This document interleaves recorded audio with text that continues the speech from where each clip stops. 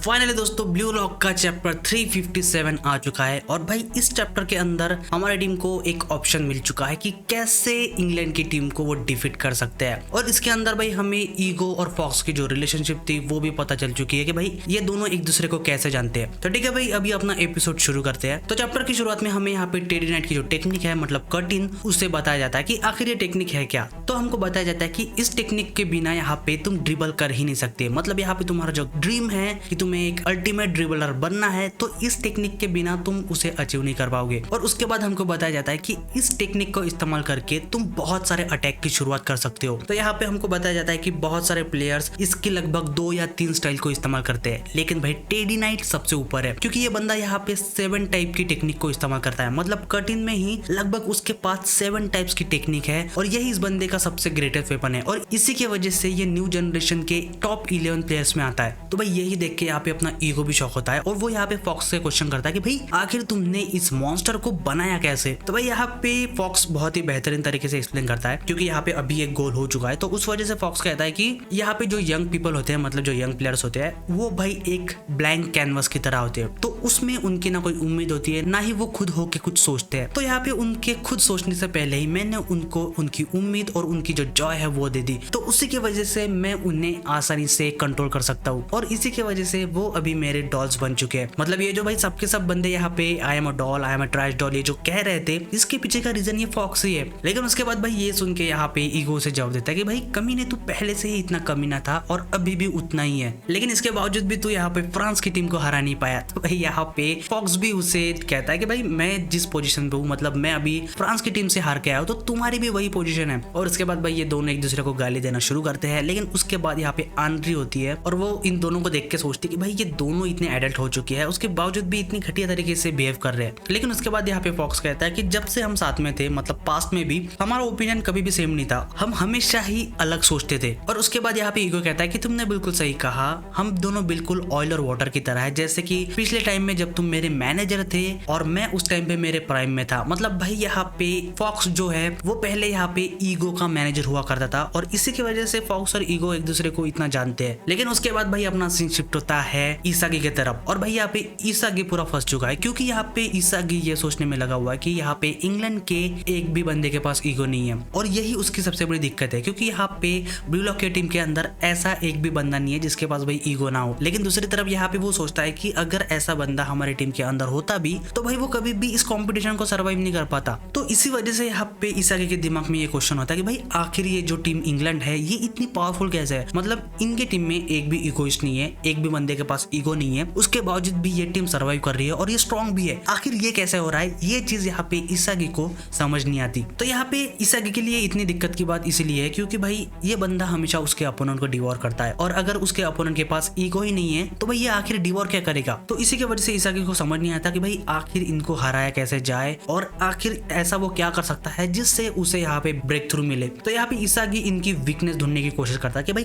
कोई ना कोई वीकनेस तो इनकी होनी चाहिए। लेकिन तभी उसके बाद फिर से अपनी मैच शुरू हो जाती है और यहाँ पे हम देखते हैं भाई यूकी मिया को और वो इन सबसे कहता है कि यहाँ पे जितने भी डॉल्स बन रखे हैं मैं इन सब में होल्स कर दूंगा। मतलब भाई यहाँ पे वो इन सारे बंदों को कहता है क्योंकि ये खुद को एज अ डॉल कहते हैं। तो भाई यहाँ पे यूकी मिया इतने कॉन्फिडेंस में इस वजह से है क्योंकि यहाँ पे हमको थोड़ा फ्लैशबैक दिखाया जाता है। लगभग 55 डेज पहले यूकी मिया को एक लेटर मिलता है जहाँ पे उससे एक नई स्किल को सीखना है और यहाँ पे उसे बताया जाता है कि तुम्हें ईआई जुत्सु में स्टिलनेस एंड मोशन की स्किल को मास्टर करना है। और भाई हमको ये बताया जाता है कि आखिर ये टेक्निक है क्या। तो भाई यहाँ पे ईआई जुत्सु एक जापानीज स्वॉर्ड ड्राइंग आर्ट है जिसमें कि हमें इंस्टेंटली स्ट्राइक करना होता है। मतलब जो शीथ है स्वॉर्ड की उसमें से स्वॉर्ड को निकाल के बहुत ही फास्ट एक स्ट्राइक करना होता है और उसने इस स्किल को सीख लिया है जो कि उसे पहले ही बताया गया था। तो इस वजह से यहाँ पे यूकी मिया इस टेक्निक के बेसिक को अप्लाई करता है उसके ड्रिबलिंग के ऊपर। तो इसको इस्तेमाल करके वो यहाँ पे एक इंस्टेंट अटैक कर सकता है उसकी मसल और सेंसेस को सुपर एनहांस करके। और तभी हम देखते हैं भाई यहाँ पे यूकी मिया को जो कि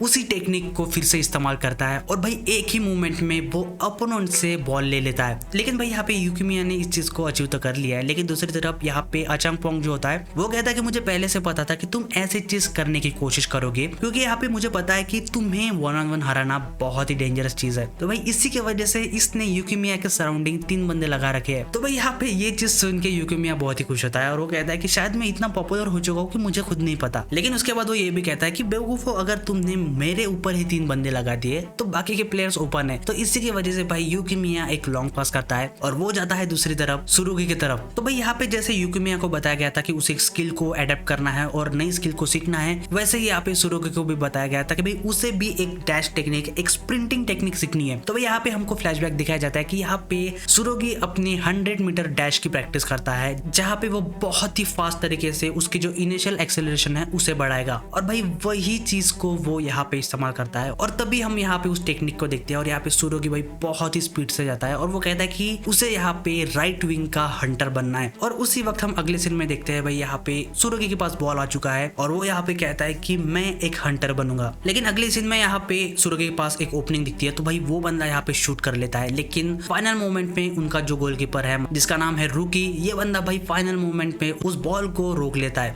लेकिन तभी ये सीन देख के इसागी को समझ में आ जाता है कि भाई यहाँ पे एक ओपनिंग मिल चुकी है, क्योंकि यहाँ पे इन्होंने बॉल को तो रोक दिया लेकिन यहाँ पे इनकी जो टेक्निक है, मतलब यहाँ पे जो लेफ्ट और राइट विंग वाला जो डबल अटैक है इनका, वो भाई इंग्लैंड के डिफेंस के अगेंस्ट काम कर रही है। तो यहाँ पे इसागी को समझ में आ जाता है कि भाई यहाँ पे अपना एक चांस हो सकता है। और तभी उसके बाद भाई फिर से मैच शुरू हो जाती है और बॉल जाती है आगे के पास और भाई यहाँ पे फिर से ये बंदे 0 to infinity करते हैं। लेकिन भाई यहाँ पे कारासू आता है और यहाँ पे कारासू कहता है कि क्या तुम सच में इतने बेवकूफ हो, क्योंकि मुझे तुम्हारी टेक्निक समझ में आ चुकी है। और यहाँ पे कारासू एक्सप्लेन करता है कि यहाँ पे जो आगे है वो भाई एक पोस्ट की तरह काम कर रहा है और उसके दोनों साइड में 2 बंदे हैं, लेफ्ट और राइट विंग के, और यहाँ पे आगे उन दोनों को बॉल पास करता है सिचुएशन के हिसाब से। और भाई ये चीज पहले ही कारासू को समझ में आ चुकी है और यही चीज इनको बताता भी है कि मुझे भाई तुम्हारी टेक्निक समझ में आ चुकी है, तो ये फिर से मेरे ऊपर काम नहीं करने वाली। लेकिन तभी भाई आगे ये चीज को सुनता है और वो कहता है कि ब्लू लॉक सच में बहुत ही बढ़िया टीम है, मतलब जैसे कि मैंने सुना था वैसे ही। लेकिन अगर तुम यहाँ पे हमारे 0 to 1 को प्रेरित भी करते हो तब भी हमारे टीम के पास एक और ऑप्शन है। और तभी ये बंदा कारासू के पार चला जाता है और उसके बाद वो कारासू से कहता है कि तुम इससे ज्यादा इवॉल्व नहीं कर पाओगे। और भाई आगे ने जब ये मूवमेंट की उसको देख के उसके टीम मेंबर ही सबसे ज्यादा शॉक होते हैं, क्योंकि हम यहाँ पे इन सबको देख सकते हैं कि भाई ये सब बंदे शॉक हो चुके हैं, इवन यहाँ पे फॉक्स भी शॉक हो चुका है। तो भाई इसका रीजन ये है कि इस बंदे ने अभी उसका ईगो इस्तेमाल किया। और यहाँ पे कारासू भी समझ जाता है कि भाई यहाँ पे ये बंदा अपनी सराउंडिंग को एज अ डिकॉय की तरह इस्तेमाल कर रहा है ताकि वो खुद का गेम बिल्डअप कर सके। और अभी बॉल आ चुकी है भाई आगे के पास, लेकिन भाई उसका कोई फायदा नहीं होता, क्योंकि अगले सीन में वहाँ पे जिन उसे टैकल कर देता है और वो कहता है कि ये जो तुम्हारा ईगो है भाई उसने इस मैच की बॉर्डर लाइन सेट कर दी है, क्योंकि तुम्हारा ईगो बहुत बाहर आ रहा है। और यही अपनी टीम की, मतलब इसागी की सबसे बड़ी मेन प्रॉब्लम थी, क्योंकि भाई यहाँ पे इन बंदे के पास ईगो नहीं था। लेकिन जब यहाँ पे कारासू ने इसको कॉर्नर किया तो भाई यहाँ पे इस बंदे का ईगो बाहर आ गया। और तभी ये सुन के और ये देख के इसागी समझ जाता है कि भाई इस बंदे के पास ईगो है, मतलब यहाँ पे इसागी को जो ऑप्शन चाहिए था, जो ओपनिंग चाहिए थी,